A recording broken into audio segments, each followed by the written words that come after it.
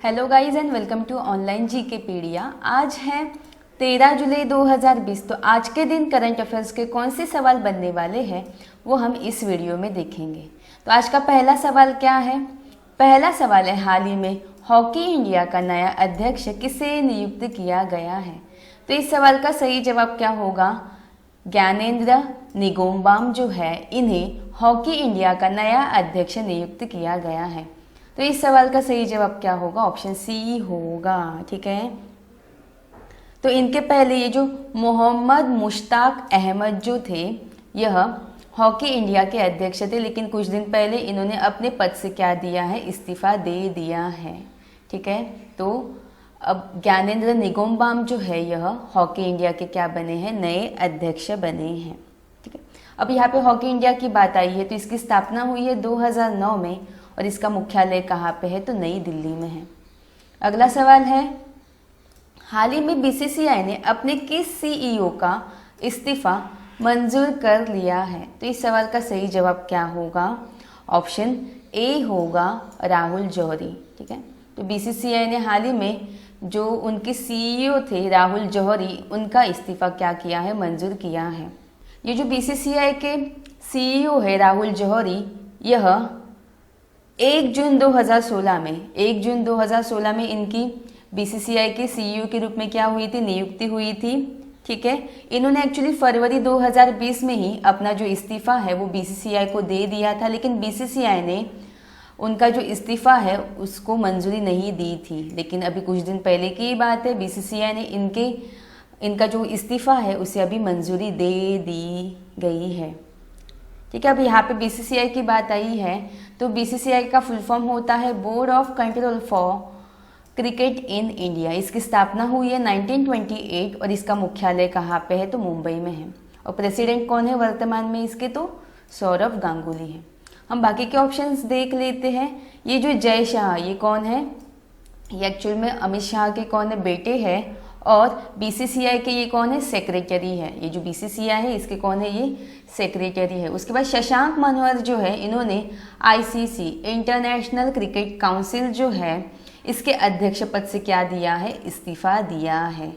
और ये जो राहुल द्रविड़ है, यह 2019 में नेशनल क्रिकेट अकेडमी के प्रमुख के रूप में क्या हुए हैं? नियुक्त हुए हैं। ठीक है, अगला सवाल है, हाल ही में किस पुलिस थाने को देश के सबसे श्रेष्ठ पुलिस थाने का दर्जा मिला है? तो इस सवाल का सही जवाब क्या होगा? Nadaun police station. Option C सही होगा। ये जो नादौन पुलिस स्टेशन है, इसे देश के सबसे पुलिस थाने का क्या मिला है? दर्जा मिला है। तो ये जो नादौन पुलिस स्टेशन है वो है कहाँ पे? तो ये हिमाचल प्रदेश में है। कहाँ पे है? हिमाचल प्रदेश में है। और इसे ही अभी देश का सबसे श्रेष्ठ पुलिस स्टेशन का क्या मिला है? दर्जा मिला है। ये तो 2020 की बात हुई। अगर आपको पूछा जाए 2018 में सबसे श्रेष्ठ पुलिस स्टेशन का दर्जा किसे मिला, तो वो है राजस्थान का कालू स्टेशन। और अगर 2019 की बात की जाए तो जो अंडमान निकोबार में अरबड़िन पुलिस स्टेशन है, उसे 2019 का सबसे श्रेष्ठ पुलिस स्टेशन का दर्जा मिला है। और 2020 में नादौन पुलिस स्टेशन जो कि एचपी में है, इसे ये दर्जा मिला है। अब एचपी की बात आई है तो एचपी जो है वहाँ पे 100% एलपीजी गैस कनेक्शन प्रदान करने वाला देश का ये क्या बना है? पहला राज्य बना है। ठीक है, तो ये रहा मैप, ये रहा हमारा इंडिया। ठीक है, और हम चलेंगे हिमाचल की ओर। ये रहा हिमाचल प्रदेश। तो हिमाचल प्रदेश जो है, इसकी जो सीमाएं हैं वो 2 केंद्र शासित प्रदेश और 4 राज्यों से जुड़ती है। तो लद्दाख, जम्मू कश्मीर, पंजाब, हरियाणा, उत्तर प्रदेश और ये रहा उत्तराखंड। ठीक है, तो 2 केंद्र शासित प्रदेश कौन से हैं? लद्दाख है, जम्मू कश्मीर है। और राज्य की बात की जाए तो वो है पंजाब, हरियाणा, उत्तर प्रदेश और उत्तराखंड। हिमाचल प्रदेश का गठन हुआ है 25 जनवरी 1971 में। इसकी राजधानी है शिमला जो कि समर है, और धर्मशाला जो कि विंटर कैपिटल है। मुख्यमंत्री है जयराम ठाकुर, राज्यपाल है बंडारू दत्तात्रेय, मुख्य न्यायाधीश है लिंगप्पा नारायण स्वामी। ठीक है, लोकसभा सीटें कितनी है? 4 है। राज्यसभा सीटें 3 हैं और विधानसभा सीटें जो है वो है 68। यहाँ के राजकीय पशु कौन? राजकीय पशु है हिम तेंदुआ, पक्षी है जुजुराना, वृक्ष कौन सा है? हिमालयी देवदार, और फूल है गुलाबी बुरांस। लोक नृत्य कौन से है? धमान, छपेली, डांगी और चंबा। यहाँ का राष्ट्रीय उद्यान जो कि बहुत ही ज़्यादा फेमस है वो है ग्रेट हिमालयन राष्ट्रीय उद्यान। बांध कौन से है? पड़ोह, भाखड़ा नांगल बांध। और पासिस कौन से फेमस है जिसे हम दर्रे बोलते हैं? तो वो है शिपकीला, रोहतांग एंड बड़ा लाचा। अगला सवाल है एशिया कप 2021 में किस देश में आयोजित किया जाएगा? तो इस सवाल का सही जवाब क्या होगा? श्रीलंका होगा, ऑप्शन बी सही होगा। तो एशिया कप 2021 में कहाँ पे आयोजित किया जाएगा? तो श्रीलंका में आयोजित किया जाएगा। वैसे तो ये 2020 में ही आयोजित होना था, लेकिन कोविड-19 के चलते अब ये कब होगा? तो 2021 में होगा। ठीक है, तो अब यहाँ पे श्रीलंका की बात आई है, तो ये रहा श्रीलंका, तो ये रहा ग्लोब, ये रही भूमध्य रेखा। हमें कहाँ पे चलना है? श्रीलंका की ओर चलना है। तो ये रहा हमारा भारत देश, और भारत देश के ही दक्षिण में कौन सा देश प्रेजेंट है? तो श्रीलंका प्रेजेंट है। इसकी राजधानी क्या है? तो इसकी राजधानी है श्री जयवर्धनेपुरा है। ठीक है, और एक चीज़ आपको याद रखनी है, श्रीलंका और भारत के बीच में एक स्ट्रेट है जिसका नाम क्या है? जिसका नाम है पाक स्ट्रेट। ये दिखाई दे रहा है, यही रहा पाक स्ट्रेट। साथ ही साथ भारत और श्रीलंका के बीच में मन्नार की खाड़ी भी प्रेजेंट है, ये भी आपको देखना है। ठीक है, हम बाकी के ऑप्शंस भी देख लेते हैं। टोक्यो में क्या होने वाले हैं? तो 2021 के जो समर ओलंपिक होने वाले हैं वो 2021 में टोक्यो में होने वाले हैं। ठीक है, उसके बाद 2023 में जो आईसीसी मेंस वर्ल्ड कप होने वाले हैं वो कहाँ पे? तो हमारे भारत देश में होने वाले हैं। और 2021 में आईसीसी वीमेन वर्ल्ड कप जो होने वाले हैं वो न्यूजीलैंड में होने वाले हैं। ठीक है, और अभी एशिया कप 2021 जो है वो श्रीलंका में आयोजित किया जाएगा। अगला सवाल है अमेरिकी नौसेना में पहली अश्वेत महिला पायलट कौन बनी है? तो इस सवाल का सही जवाब क्या होगा? जे.जी. मेर्लिन स्वीगल, ऑप्शन ए सही होगा। तो ये जो जे.जी. मेर्लिन स्वीगल है यह अमेरिकी नौसेना में पहली अश्वेत महिला पायलट बनी है। अब यहाँ पे ये अश्वेत जो है इसका मतलब समझना होगा। अश्वेत का मतलब होता है काले लोग, जो अफ्रीकी मूल के अल्पसंख्यक होते हैं उन्हें क्या कहा जाता है? अश्वेत कहा जाता है। तो हाल ही में जो जे.जी. मेर्लिन स्वीगल है यह अमेरिकी नौसेना में पहली अश्वेत महिला पायलट बनी है। ये तो अश्वेत महिला पायलट की बात हुई है। अगर आपको पूछा जाए कि अमेरिकी नौसेना में पहली महिला पायलट कौन बनी तो उसका सही जवाब क्या होगा? Rosemary mariner. तो ये दोनों फैक्ट आपको याद रखने होंगे। ठीक है, अगला सवाल है आरबीआई के आंकड़ों के अनुसार बाजार उधारी के मामले में कौन सा राज्य शीर्ष पर रहा है? तो इस सवाल का सही जवाब क्या होगा? ऑप्शन ए होगा तमिलनाडु। तो आरबीआई के आंकड़ों के अनुसार बाजार उधारी में पहले स्थान पर कौन सा राज्य है? तो तमिलनाडु है। तो तमिलनाडु ने वर्तमान में वित्त वर्ष 2020-21 में 30,000 करोड़ रुपए का कर्ज किससे लिया है? तो आरबीआई से लिया है। वही अगर सेकंड स्थान पे देखा जाए तो सेकंड पोजीशन पे है महाराष्ट्र। तो महाराष्ट्र ने 25,500 करोड़ रुपए का कर्जा लिया है। और अगर तीसरे पोजीशन की बात की जाए तो तीसरे पोजीशन पे कौन है? तो आंध्र प्रदेश और राजस्थान।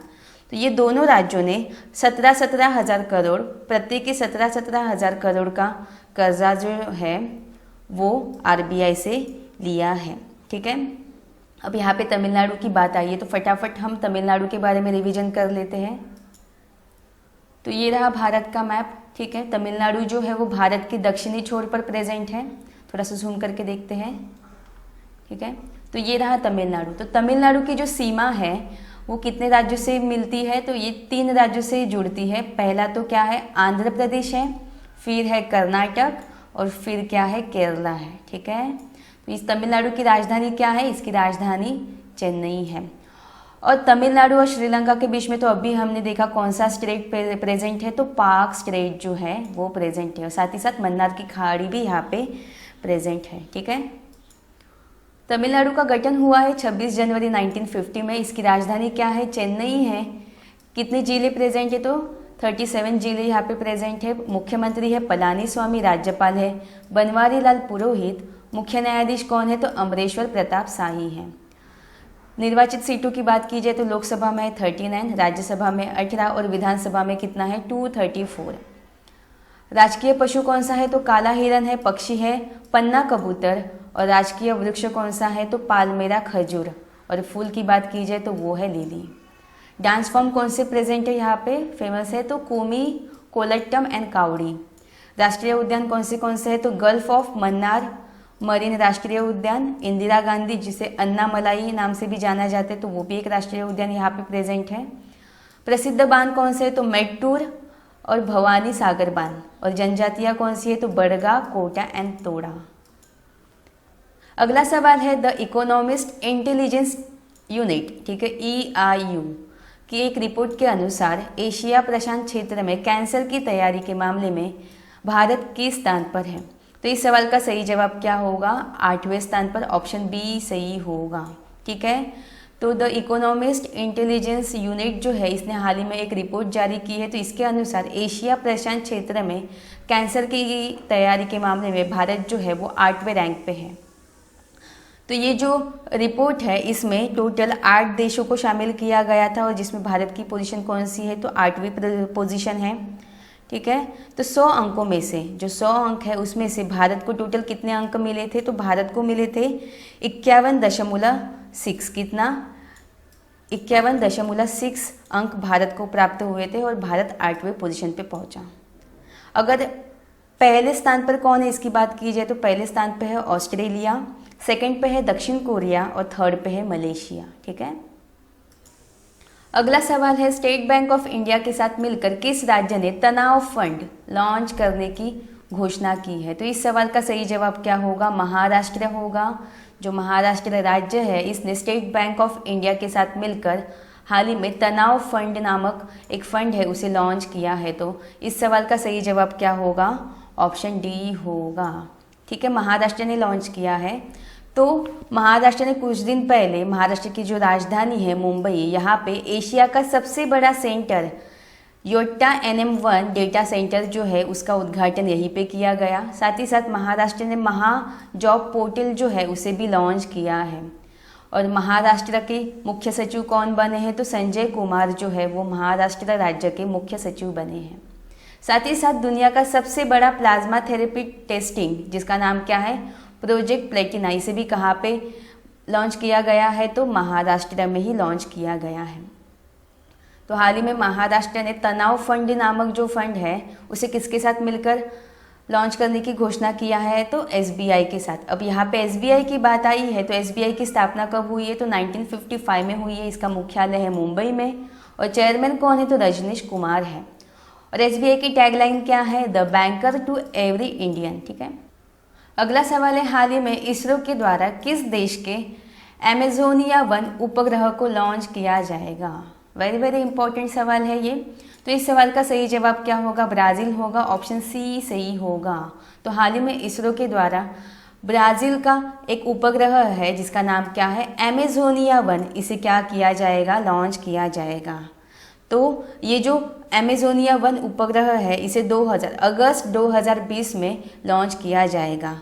और PSLV जो है इसके द्वारा इसे क्या किया जाएगा, लॉन्च किया जाएगा। तो यहाँ पे PSLV की बात आई है तो PSLV का फुल फॉर्म क्या होता है तो PSLV का फुल फॉर्म होता है polar satellite launch vehicle. Exam में ये बहुत बार पूछा गया है तो आपको याद रखना होगा PSLV का फुल फॉर्म क्या होता है, पोलार सैटेलाइट लॉन्च व्हीकल। ठीक है, अब ये ब्राज़ील का उपग्रह है तो ब्राज़ील है कहाँ पे वो पहले हम देखते हैं।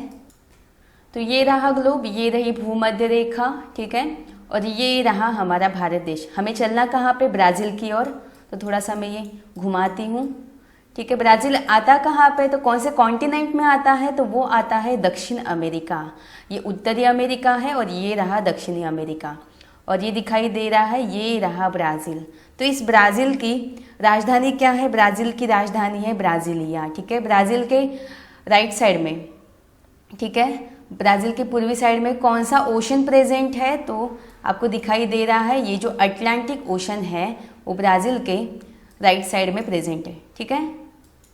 तो यहाँ के राष्ट्रपति कौन है? Jair Bolsonaro. और यहाँ से एक क्वेश्चन राइज होता है कि जो 2020 का गणतंत्र दिवस था, रिपब्लिक डे था, उसके मुख्य अतिथि कौन थे? यही थे ब्राजील के राष्ट्रपति जेयर बोल्सोनारो।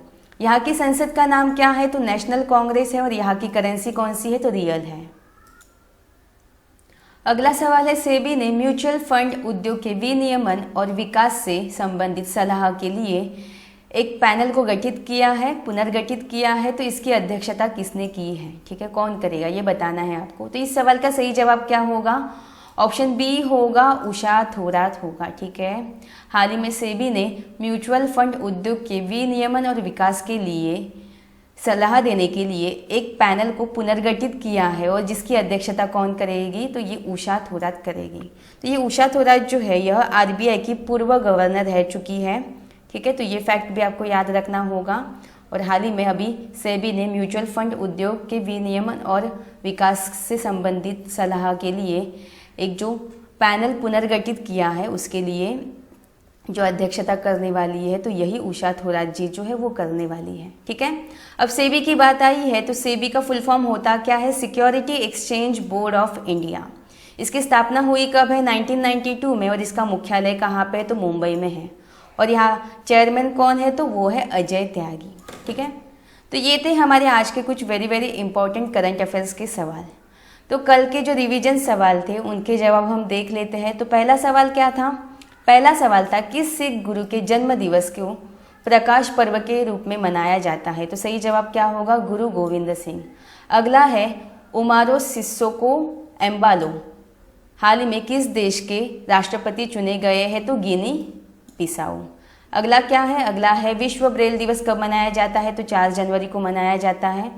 राष्ट्रीय मेडिकल आयोग का प्रथम चेयरमैन किसे नियुक्त किया गया है? तो सही जवाब क्या होगा? सुरेश चंद्र शर्मा। अगला है, एनडीआरएफ एकेडमी की स्थापना किस शहर में की जाएगी? तो नागपुर में की जाएगी। अगला क्या है, डीआरडीओ के एरोनॉटिकल सिस्टम के महानिदेशक कौन है जिन्हें भारत की मिसाइल वुमन के नाम से भी जाना जाता है? तो डॉक्टर टेसी थॉमस। अगला क्या है, डेनियल डी रोसी ने हाल ही में संन्यास की घोषणा की है, तो ये कौन से देश के फुटबॉलर हैं? तो सही जवाब क्या होगा? इटली होगा। जल जीवन हरियाली मिशन किस राज्य ने शुरू किया है? तो बिहार ने। अगला क्या है, C K Nayudu lifetime achievement award किस भारतीय क्रिकेटर को प्रदान किया जाएगा? तो सही जवाब क्या होगा? के श्रीकांत। अगला है, 9 जनवरी 2020 को हरगोविंद खुराना की जयंती मनाई गई, उन्हें किस वर्ष नोबेल पुरस्कार से सम्मानित किया गया? तो इस सवाल का सही जवाब क्या होगा? 1968, ठीक है। तो ये तो थे रिवीजन के सवाल। कल का आपका होमवर्क सवाल क्या था? तो कल के वीडियो का होमवर्क सवाल था, माइक्रोसॉफ्ट इंडिया के नए कार्यकारी निदेशक कौन बने हैं? तो सही जवाब क्या होगा? नवतेज बल, ठीक है। आज का आपका सवाल क्या है? आज का सवाल है, हाल ही में तरना पुल का उद्घाटन कहाँ किया गया है? इसके बारे में हमने बहुत ज़्यादा डिस्कस भी किया था। तो ये रहे आपके ऑप्शंस। तो इस सवाल का जवाब आपको कमेंट करके बताना है। तो ये था हमारा आज का सेशन। आई होप आपको आज का सेशन पसंद आया होगा। अगर आपको आज का सेशन पसंद आया हो तो प्लीज़ इसे लाइक एंड शेयर कीजिएगा।